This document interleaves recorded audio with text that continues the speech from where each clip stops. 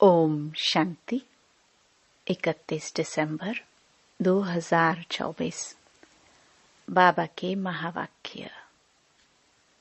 मीठे बच्चे, बाप जो रोज रोज पढ़ाते हैं, यह पढ़ाई कभी मिस नहीं करनी है। इस पढ़ाई से ही अंदर का संशय दूर होता है। प्रश्न: बाप के दिल को जीतने की युक्ति क्या है?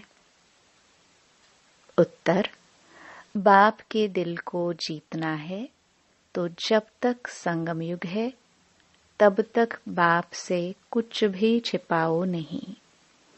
अपने कैरेक्टर्स पर पूरा ध्यान दो। अगर कोई पाप कर्म हो जाता है तो अविनाशी सर्जन को सुनाओ तो हल्के हो जाएंगे। बाप जो शिक्षा देते हैं, यही उनकी दया, कृपा व आशीर्वाद है। तो बाप से दया व कृपा मांगने की बजाय स्वयं पर कृपा करो। ऐसा पुरुषार्थ कर बाप के दिल को जीत लो। ओम शांति। अभी रूहानी बच्चे यह तो जानते हैं कि नई दुनिया में सुख है, पुरानी दुनिया में दुख है। दुख में सभी दुख में आ जाते हैं और सुख में सभी सुख में आ जाते हैं। सुख की दुनिया में दुख का नाम निशान नहीं। फिर जहाँ दुख है वहाँ सुख का नाम निशान नहीं। जहाँ पाप है वहाँ पुण्य का नाम निशान नहीं। जहाँ पुण्य है वहाँ पाप का नाम निशान नहीं। वह कौन सी जगह है? एक है सतयुग, दूसरा है कलयुग। यह तो बच्चों की बुद्धि में जरूर होगा ही।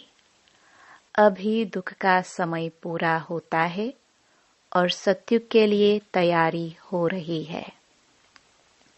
हम अभी इस पतित छीछी दुनिया से उस पार सतयुग अर्थात राम राज्य में जा रहे हैं। नई दुनिया में है सुख, पुरानी दुनिया में है दुख।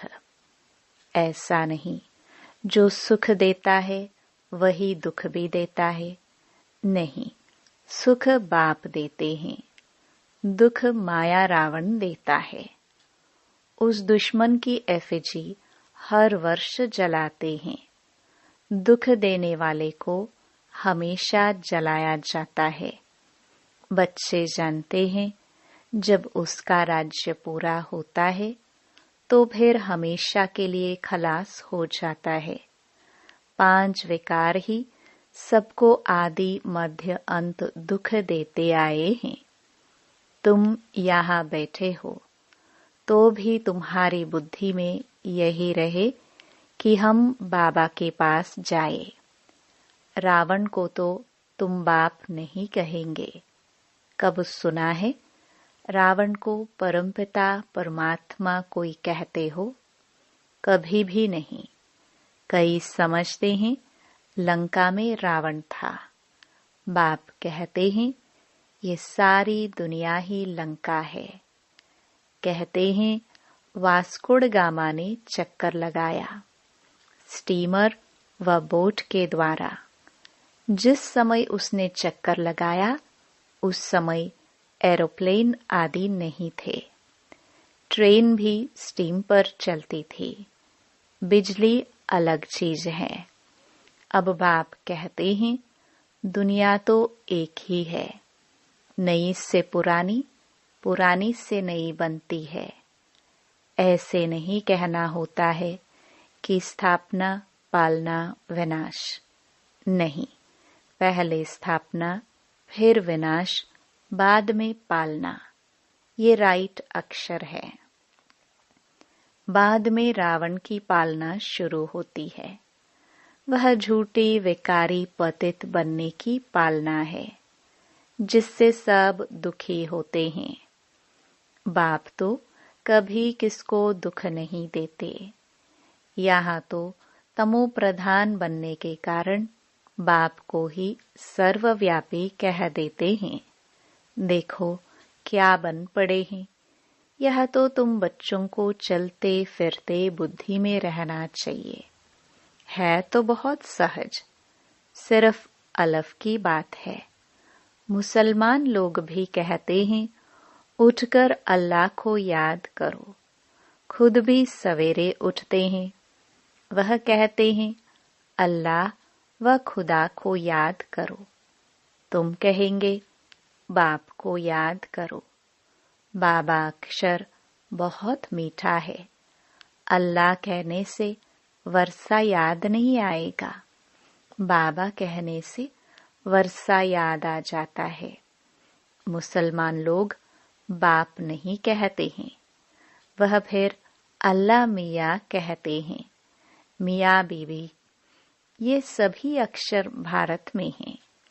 परमपिता परमात्मा कहने से ही शिवलिंग याद आ जाएगा। यूरोप वासी लोग गॉड फादर कहते हैं।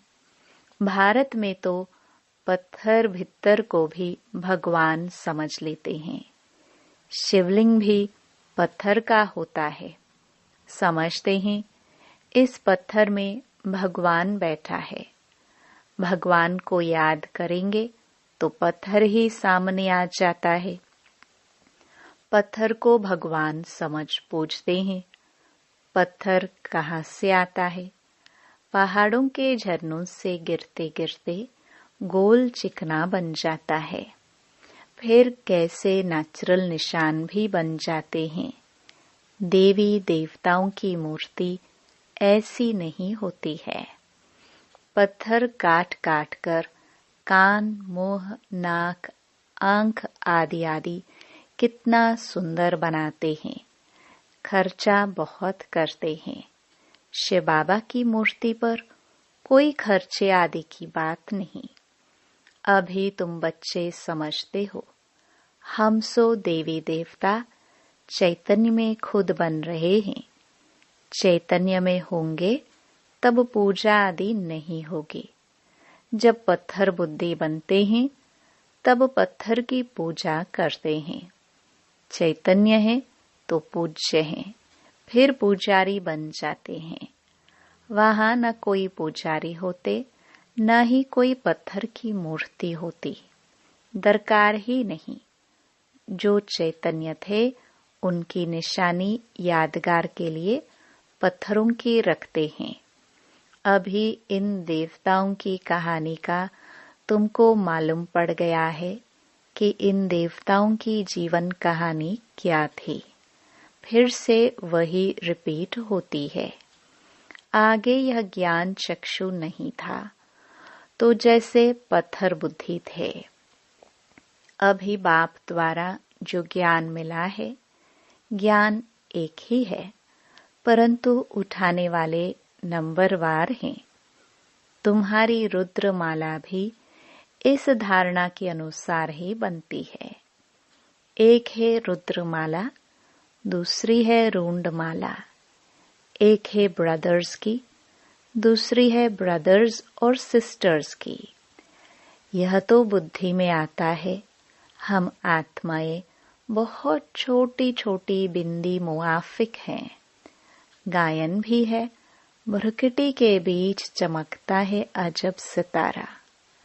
अभी तुम समझते हो हम आत्मा चैतन्य हैं, एक छोटे सितारे मिसल हैं। फिर जब गर्भ में आते हैं तो पहले कितना छोटा पिंड होता है, फिर कितना बड़ा हो जाता है। वही आत्मा अपने शरीर द्वारा अविनाशी पाठ बजाती रहती है। इस शरीर को ही फिर सब याद करने लग पड़ते हैं। यह शरीर ही अच्छा बुरा होने के कारण सबको आकर्षित करता है। सतयुग में ऐसे नहीं कहेंगे कि आत्म अभिमानी बनो, अपने को आत्मा समझो। यह ज्ञान तुम्हें अभी ही मिलता है। क्योंकि तुम जानते हो अभी आत्मा पतित बन पड़ी है। पतित होने कारण जो काम करती है वह सभी उल्टा हो जाता है। बाप सुलटा काम कराते, माया उल्टा काम कराती है। सबसे उल्टा काम है बाप को सर्वव्यापी कहना। आत्मा जो पाठ बजाती है वह अविनाशी है, उनको जलाया नहीं जाता, उनकी तो पूजा होती है। शरीर को जलाया जाता है। आत्मा जब शरीर छोड़ती तो शरीर को जलाते हैं। आत्मा दूसरे शरीर में प्रवेश कर जाती है। आत्मा बगैर शरीर 2-4 दिन भी नहीं रख सकते हैं। कई तो फिर शरीर में दवाइयां आदि लगाकर रख भी लेते हैं, परंतु फायदा क्या। क्रिश्चियन का एक सेंट जेवियर है, कहते हैं उसका शरीर अभी भी रखा हुआ है। उनका भी जैसे मंदिर बना हुआ है। किसको दिखाते नहीं हैं, सिर्फ उनके पांव दिखाते हैं। कहते हैं कोई पांव छू लेता है तो बीमार नहीं होता। पांव छूने से बीमारी से हल्के हो जाते हैं तो समझते हैं उनकी कृपा। बाप कहते हैं भावना का भाड़ा मिल जाता है। निश्चय बुद्धि होने से कुछ फायदा होता है। बाकी ऐसे हो तो ढेर के ढेर वहां जाए, मेला लग जाए। बाप भी यहाँ आए हैं, फिर भी इतना ढेर नहीं होते हैं। ढेर होने की जगह भी नहीं है। जब ढेर होने का समय आता है तो विनाश हो जाता है। यह भी ड्रामा बना हुआ है। इसका आदि व अंत नहीं है। हाँ, झाड़ की जड़जड़ीभूत अवस्था होती है, अर्थात तमो प्रधान बन जाते हैं। तब यह झाड़ चेंज होता है। कितना यह बेहद का बड़ा झाड़ है। पहले वह आएंगे जिनको पहले नंबर में जाना है। नंबरवार आएंगे ना। सभी सूर्यवंशी तो इकट्ठे नहीं आएंगे। चंद्रवंशी भी सभी इकट्ठे नहीं आते। नंबरवार मालानुसार ही आएंगे। पाटधारी सभी इकट्ठे कैसे आएंगे। खेल ही बिगड़ जाए। यह खेल बड़ा एक्यूरेट बना हुआ है। इसमें कोई चेंज हो नहीं सकती। मीठे मीठे बच्चे जब यहाँ बैठते हो तो बुद्धि में यही याद रहना चाहिए। और सत्संगों में तो और बातें बुद्धि में आती है। यह तो एक ही पढ़ाई है जिससे तुम्हारी कमाई होती है।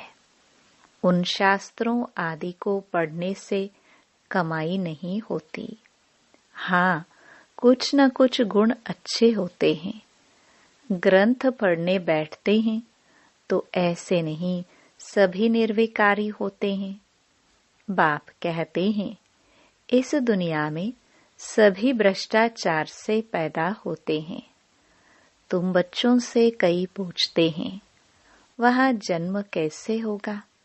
बोलो वहाँ तो 5 विकार ही नहीं, योग बल से बच्चे पैदा होते हैं। पहले ही साक्षात्कार होता है कि बच्चा आने वाला है। वहाँ विकार की बात नहीं। यहाँ तो बच्चों को भी माया गिरा देती है। कोई कोई तो बाप को आकर सुनाते भी हैं। सुनाएंगे नहीं तो 100 गुना दंड पड़ जाएगा।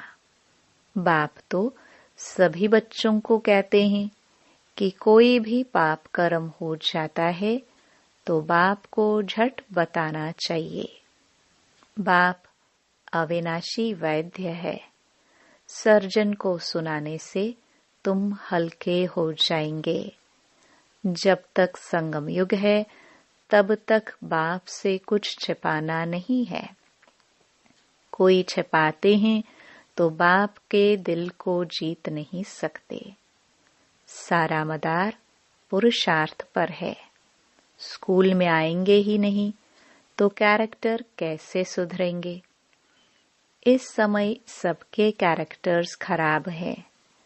विकार ही पहले नंबर का खराब कैरेक्टर्स है। इसलिए बाप कहते हैं, बच्चों, काम विकार तुम्हारा महाशत्रु है। आगे भी यह गीता का ज्ञान सुना था तो ये सभी बातें समझ में नहीं आती थी। अब बाप डायरेक्ट गीता सुनाते हैं। अभी बाप ने तुम बच्चों को दिव्य बुद्धि दी है तो भक्ति का नाम सुनते हंसी आती है कि क्या क्या करते थे। अभी तो बाप शिक्षा देते हैं। इसमें दया, कृपा व आशीर्वाद की बात होती नहीं। खुद पर ही दया, कृपा व आशीर्वाद करनी है। बाप तो हर बच्चे को पुरुषार्थ कराते हैं। कोई तो पुरुषार्थ कर बाप के दिल को जीत लेते, कोई तो पुरुषार्थ करते करते मर भी पड़ते हैं। बाप तो हर बच्चे को एक जैसा ही पढ़ाते हैं। फिर कोई समय ऐसी गुह्य बातें निकलती हैं जो पुराना संशय ही उड़ जाता है, फिर खड़े हो जाते हैं।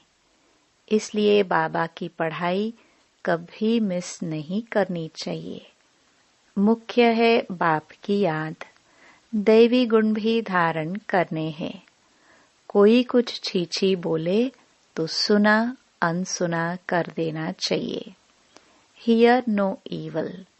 ऊंच पद पाना है तो मान अपमान, दुख सुख, हार जीत सब सहन जरूर करना है। बाप कितनी युक्तियां बतलाते हैं, फिर भी बच्चे बाप का भी सुना अनसुना कर देते हैं, तो वह क्या पद पाएंगे?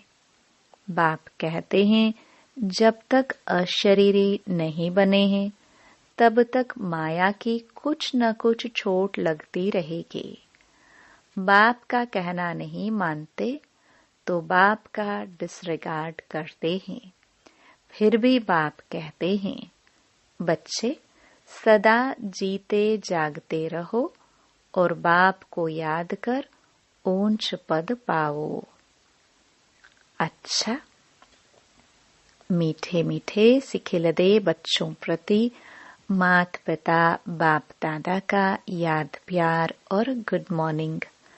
रूहानी बाप की रूहानी बच्चों को नमस्ते। धारणा के लिए मुख्य सार। पहला, कोई भी उल्टी सुल्टी बातें करे तो सुना अनसुना कर देना है। Hear no evil. दुख सुख मान अपमान सब कुछ सहन करना है। दूसरा, बाप जो सुनाते हैं उसे कभी सुना अनसुना कर बाप का डिसरिगार्ड नहीं करना है। माया की चोट से बचने के लिए अशरीरी रहने का अभ्यास जरूर करना है। वरदान। बाप समान रहम दिल बन सबको क्षमा कर स्नेह देने वाले मास्टर दाता भव। जैसे बाप को रहम दिल मर्सीफुल कहते हैं, ऐसे आप बच्चे भी मास्टर रहम दिल हो। जो रहम दिल हैं वही कल्याण कर सकते हैं। अकल्याण करने वाले को भी क्षमा कर सकते हैं। वह मास्टर स्नेह के सागर होते हैं। उनके पास स्नेह के बिना और कुछ है ही नहीं। वर्तमान समय संपत्ति से भी ज्यादा स्नेह की आवश्यकता है। इसलिए मास्टर दाता बन सबको स्नेह देते चलो, कोई भी खाली हाथ ना जाए। स्लोगन। तीव्र पुरुषार्थी बनने की चाह ना हो तो जहाँ चाह है वहाँ राह मिल जाएगी। ओम शांति।